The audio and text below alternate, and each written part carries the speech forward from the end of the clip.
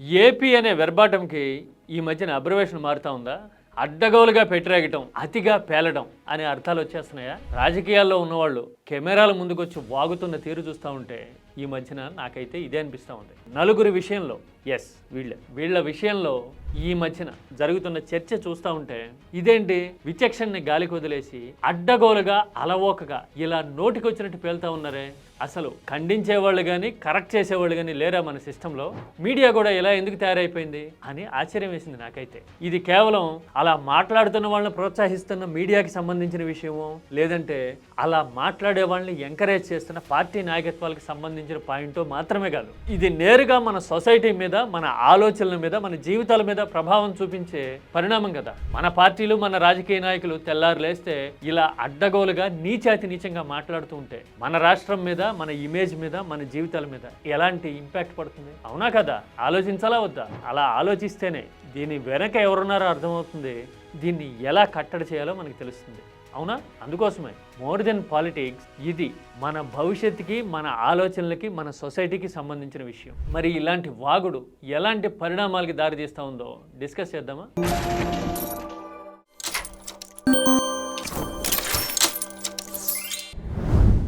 అదుపు మాట పొదుపు అని ఒక మాట ఉంటుంది కదా. అంటే నాలుక అదుపులో ఉండాలి, మాట పొదుపుగా వాడాలి.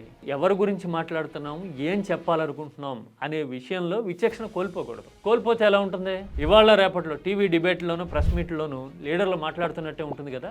నేనేమి వాళ్ళు వాగిన వాగుడంతా ఇక్కడ చూపించదలుచుకోవాలా. కాకపోతే 4 సందర్భాలు, 4 వ్యక్తులు చెప్పా కదా. ఈ 4 విషయంలో మాట్లాడిన మాటలు చూసిన తర్వాత ఇదేంటి ఇంత దిగనాసిగా తయారయ్యారు ఈ మాట్లాడుతున్న వాళ్ళంతా అనిపించింది నాకు. మొదట చిరంజీవి వ్యవహారం చూద్దాం. తెలంగాణ రాష్ట్ర సినీ అవార్డులు ఇస్తూ ఉంది. ఏపీ కూడా సినిమా కళాకారులను ప్రోత్సహించాలి, సినిమా పబ్లిసిటీకి అవకాశాలని పోర్ట్రే చేసేందుకు అద్భుతమైన మీడియం అని చిరంజీవి అన్నారు. చూశాం కదా, అందులో తప్పే ఉంది. రాష్ట్ర స్థాయి అవార్డులు ఇవ్వనప్పుడు, పైగా ప్రమోషన్లు, బ్రాండింగ్ల మీద 100 కోట్లు ఖర్చు పెట్టే అలవాటు ఉన్నప్పుడు సహజంగానే ఎవరైనా ఈ సూచన చేస్తారు కదా. అంతకంటే తక్కువ ఖర్చుకి, అంతకంటే ఉల్లాసభరితంగా ప్రమోషన్లు వస్తాయి సినిమాతో అని చెప్పడంలో తప్పే ఉంది. ఇది సూచన. పైగా చిరంజీవి అంటే పవన్ కళ్యాణ్కి స్వయాన అన్న మన రాజకీయ పల్లకీకి ప్రధానమైన బోయి కదా జనసేన.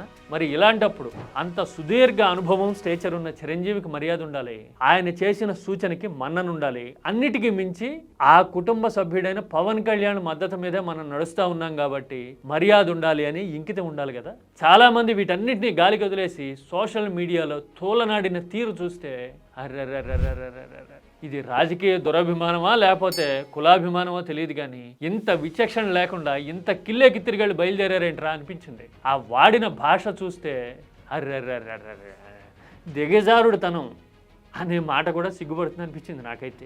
సోషల్ మీడియాలో పోటెత్తిపోవడం చూసాం కదా. ఇవాళ రేపట్లో ఆలోచన బుర్రా లేని ప్రతి ఒక్కడికి ఫలానా టైంలో ఏం చేశారు అని అడగడం ఫ్యాషన్ అయిపోయింది. అసలు అవార్డుల విషయంలో వివాదాస్పదం చేసి ఆశ్రిత పక్షపాతంతో వ్యవహరిస్తున్నారు అనే ముద్ర వేసుకున్నది ఎవరు? బ్రాండింగ్, ప్రమోషన్ కావాలి అని నిరంతరం తెల్లారు లేస్తే మాట్లాడేది ఎవరు? అసలు ప్రతి ఒక్క రంగాన్ని ఆదుకుంటాం, సాదుకుంటాం అని చెప్పి పబ్లిసిటీ చేసుకునేది ఎవరు? మరి పబ్లిసిటీలేమో అలా చేస్తాము, సూచన చేస్తే మాత్రం భరించమా? వాట్ ఈస్ దిస్ అండి? ఇది చాప్టర్ నెంబర్ 1. ఇక రెండోది, ఆధ్యాత్మికతకి ఆలవాలంగా ఉండాల్సిన తిరుపతి చుట్టూ ఈ మధ్యన పెట్టిరాగుతున్న రాజకీయ రచ్చ. ఊరు పేరు లేనోళ్ళు కూడా మైకుల ముందుకు వచ్చి ప్రెస్ మీట్లు పెట్టి ఉన్నత స్థానాల్లో ఉన్న వాళ్ళ మీద నోటికి వచ్చినట్టు ఉచ్చ నీచాలు మరిచి మాట్లాడడం అనేది ఎంతటి దౌర్భాగ్యకరమైన, జుగుప్సాకరమైన పరిస్థితి. రోడ్డున పోయేవాడు ఎవడో నరేంద్ర మోడీ మీద విమర్శలు చేశారనుకోండి, మనం వాల్యూ ఇస్తామా, చూపిస్తామా? అసలు మాట్లాడుతున్న వాడి స్థాయి ఏంటి అని డిటర్మైన్ చేసి జడ్జి చేసుకోమా? నిజాలు లాజిక్ తర్వాత స్థాయి ఉండాలి కదా మాట్లాడే వాళ్ళకి. మరి మీడియా ఎందుకో ఈ ఇంగితాన్ని గాలికి వదిలేసింది ఈ మధ్యన. మనకి మోడీ మీద వ్యతిరేకత ఉంది అనుకుంటే ఎవడ మాట్లాడినా చూపించేస్తాం అన్నట్టుగా తయారైపోయింది. ఉదాహరణకి చెప్తున్నా, తిరుపతిలో అడ్డగోలుగా మాట్లాడడమే కాదు, అడ్డగాడిద లాంటి గొడ్డు కూతలు కూసిన తర్వాత అసలు బుద్ధులేంటి ఇలా మట్టి కరుస్తూ ఉన్నాయి, స్థాయి వాయి లేకుండా ఇలా ఎందుకు తయారయ్యారు అనిపించడం ఒక పాయింట్ అయితే, అలాంటి వాళ్ళని ఎంకరేజ్ చేస్తున్న వాళ్ళు ఎంత దిగజారుడుతనంతో ఉండుంటారు అని నాకే కాదు మీకు కూడా అనిపించే ఉంటుంది కదా. అవునా కదా? అలా వాగుతున్న వాళ్ళ ఇంకితం క్వశ్చన్ మార్క్ అయితే మరి అలాంటి వాళ్ళని ఎంకరేజ్ చేస్తున్న వాళ్ళని ఇంకేమనాలి? మాట్లాడుతున్న వాళ్ళు కేవలం సాధనాలు కదా, వాళ్ళని ఆడిస్తున్న వాళ్ళు కదా అసలు కారకులు. అవునా కాదా? ఇది రెండో సందర్భం. ఇక మూడోది ముఖ్యమైనది, గరికపాటి విషయంలో సోషల్ మీడియాలోను జనబాహుళ్యంలోనూ చర్చ జరగడం చూసాం. అంతవరకు సరే. కానీ గరికపాటి వ్యాఖ్యల్ని కులానికి ఆపాదిస్తూ మాట్లాడడం అనేది ఎంత ఇర్రేషనల్, ఇల్లాజికల్ థింకింగ్ అది. మరీ ముఖ్యంగా వైసీపీలో కొంతమంది సోషల్ మీడియా వేదికగా చేసిన కామెంట్లు చూసి ఇదేంటి థింక్ పొలిటికల్లీ అంటారు కదా, ఆ లాజిక్ కూడా వీళ్ళు మిస్ అయిపోతున్నారు ఎందుకని అని నాకు అనిపించింది. గరికపాటి మాట్లాడింది అసంబద్ధం, అందులో రెండో మాటకి తావే లేదు. ఆయన గతంలో ఇలా మాట్లాడిన సందర్భాలు చాలా ఉండొచ్చు. ఏది మా దొడ్లు గడిగే వాళ్ళకి కారు ఉంది, నాకు కారు లేదు అంటూ కించపరిచే స్థాయిలో ప్రతి సందర్భంలోనూ ఆయన మాట్లాడుతుంటారు. నచ్చకపోతే తప్పు పట్టండి, ఈ ధోరణి సహేతుకం కాదు అనే చర్చ జరగాలి. కానీ అగ్రహారపు అహంకారం అని చెప్పి ఒక కులానికి ఈ వ్యాఖ్యల ప్రభావాన్ని ఆపాదించడం ఉంది చూసారా, అది ఒకటి ఇర్రేషనల్. రెండోది పొలిటికల్గా అలా ఆపాదిస్తున్న వాళ్ళకే నష్టం. అది ఇర్రేషనల్ అని ఎందుకు అంటున్నాను తెలుసా? అగ్రహారపు అహంకారం అని ఎలా అంటారు? గురదాడ అప్పారావు, కందుకూరు వీరేశలింగం, గుడిపాటి వెంకటాచలం ఎక్కడి నుంచి వచ్చిన వాళ్ళు? సంస్కర్తలంతా ఎక్కడి నుంచి వచ్చారు? మూఢ భావజాలంతో పోరాడిన వాళ్ళు ఎవరు?